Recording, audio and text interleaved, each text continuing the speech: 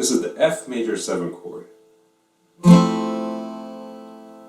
my name is Tom Fontana from TheGuitarLesson.com, and I'm going to teach you the F major 7 chord today.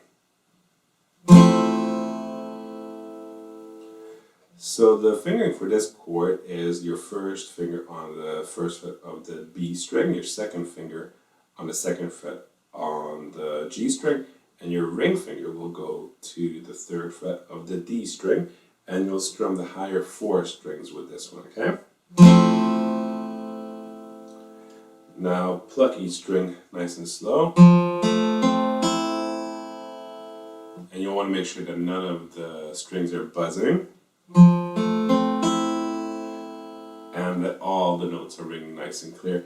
And if you hear any muted notes or any buzzing, then just revisit your hand. Make sure that all of your fingers are arched up like this. So they shouldn't be laying down like this because they'll just mute them.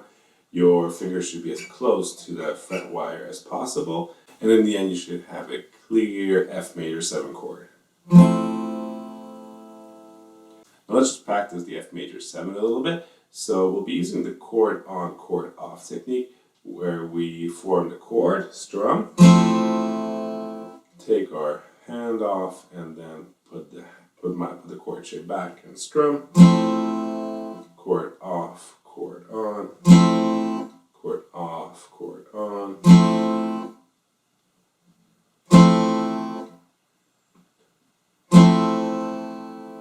And if you do this enough, you're really going to burn this chord position, chord shape into your fingers. So you'll be able to, sooner or later, fret this chord without even thinking about it, really.